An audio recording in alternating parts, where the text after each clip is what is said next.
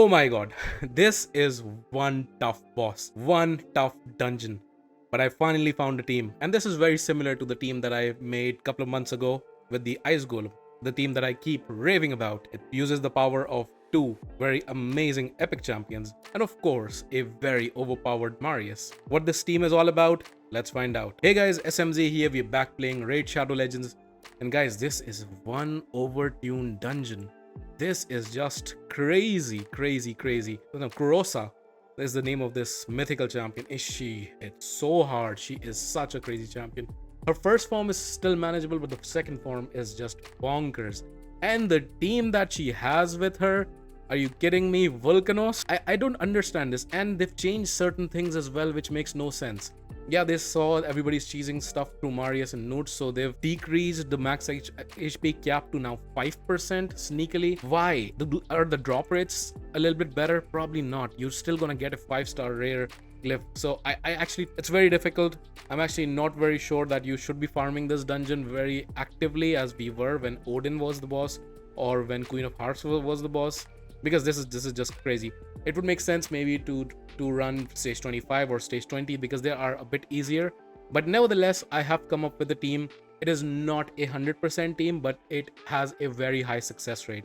There's a free champion that you can get by using the link in my description. That is Narma the Return, a great champion to battle the Demon Lord. And you can get her alongside other crazy good epic champions like Anax, like Uugo, and like Mausoleum Mage as you progress through the game. How to get these champions for free? Here's how to do it. You go into your Plarium Play and log out of your current account. Click the link in the description and register with a brand new email address. Download the game and then play the tutorial, and you will find Narma sitting there chilling in your inbox. And you can get all of these crazy good epic champions as you progress through the game. Do not miss out on this opportunity. Click the link in the description and get these cool champions. It's a very interesting team. I'll walk you through the entire combo. So let's jump into the run. So we have the fastest champion on the team is Maneater. He puts on the unkillable and block debuffs. Geomancer puts the burn and Marius nukes the wave. Everybody dies except Volcanos. That's perfectly fine. We reset. Unkillable back up. Geomancer puts the burn again. And Marius will now kill Volcanos. And the boss turns with half her HP almost gone. And that's thanks to the slow air set. But he doesn't really always need it. But did you see the damage that was reflected by Geomancer? That's just bonkers. And there the boss is dead in 31 turns, guys. In 31 turns. This is an incredible team. I love it. Again, it's not 100% because Maneater basically is built in a 9-piece protection set, and that set has a 75% chance to put protected buffs, and we need the unkillable on both Geomancer and Marius in the second round to be protected. So it will work 75% of the time, I guess. Let's do it one more time. So we do the same thing again. Maneater puts on the unkillable. Geomancer's burn goes up. Moto hits, so that helps in reflecting more damage rather. This time she survives. Doesn't really matter. She'll die in the next hit anyhow. We will reset. Defense down weaken. Burn. Nuke. Boss is halfway through. And there's the big hit. Geomancer reflect and she's dead. 26 seconds. Guys, that's amazing, isn't it? So this is a very cool team. Basically, because the boss hits so incredibly hard, we're taking advantage of Geomancer because he just throws everything back. We do need Maneater to be in the protection set to be able to protect the unkillable on Geomancer and Marius, both of them. Let's jump into the champion builds and I'll showcase how I've built these champions. And then again, guys, this is very new. This dungeon just came out today, at the day that I'm filming the video. I've experimented with this for a few hours, but this will evolve. I will try to find a way to make it 100%. I will try to find ways in which we can use a bit more accessible champions, hopefully, even though this dungeon is way too overtuned. But anyways, so I'll showcase the builds. My Lydia is in a 9-piece protection as well. I use her in the Chimera, so I didn't want to change her build at all. So she is in a 9-piece protection set, and she has 62k HP, 4.3k defense. Doesn't really matter for this fight that much. The only stat that matters is the speed. She needs to be fast, but not the fastest. Maneater needs to go before, because otherwise she will hit. And sometimes the Motu Macabre, he will do his peril. He'll kill one of your team members. With the unkillable on, he won't. Or sometimes the Motu Macabre will put block buffs, which is also very annoying. So I have her built with damage because I want her to do damage in the Chimera. It's not a necessity, so ignore the crit rate and crit damage for her. Resistance and accuracy both surprisingly are the exact same number. I need both of them to be relatively high to be able to resist debuffs in the Chimera. Here it's not needed. Basically for her, the main thing that's relevant is the speed. If you can get her with Brimstone, that would be ideal. I don't want to because I don't want to change my composition for the Chimera, as I said.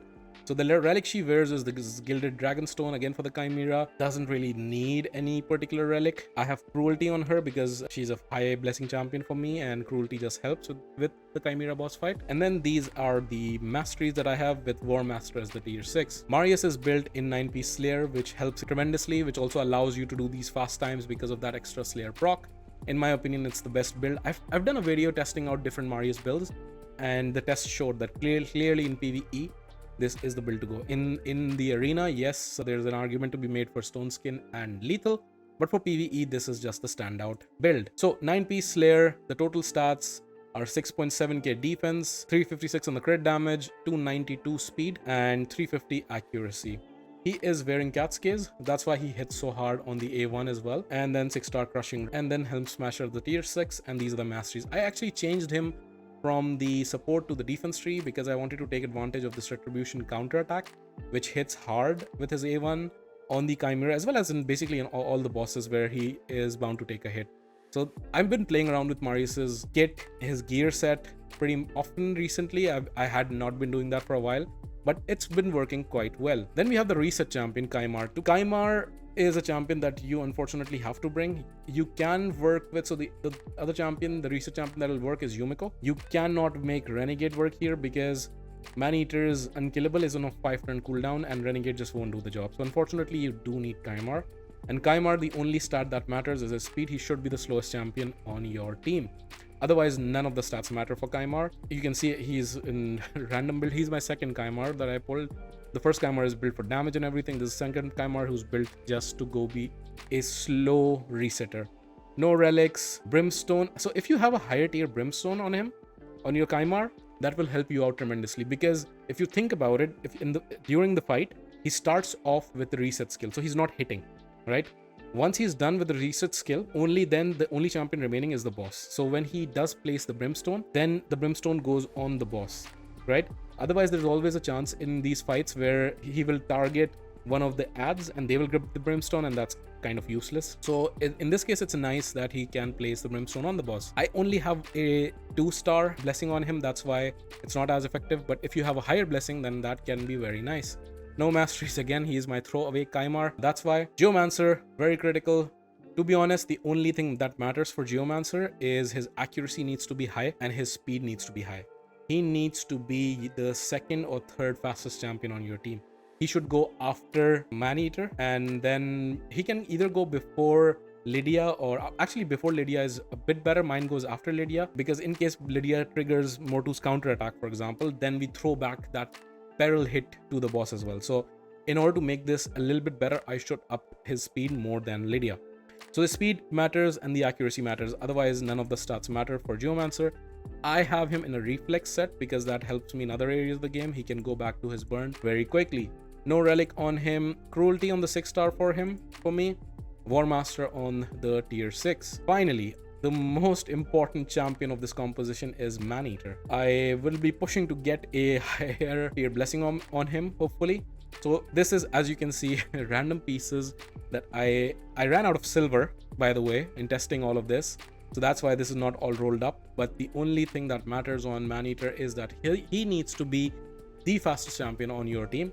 And other than that, nothing else really matters on his kit. It's okay if you can pump his accuracy high enough, then that's good, because then he can land the decrease attack in the last phase of the fight.